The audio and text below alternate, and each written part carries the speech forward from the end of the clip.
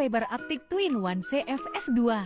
Pengupas core optik dengan desain yang unik dan gagang yang empuk, membuat nyaman penggunanya untuk penyambungan dengan jumlah banyak.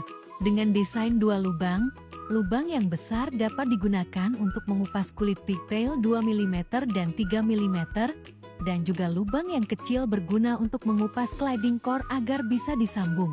Alat yang wajib dipakai untuk proses penyambungan fiber optik dan juga instalasi fast connector pada pekerjaan FTTH.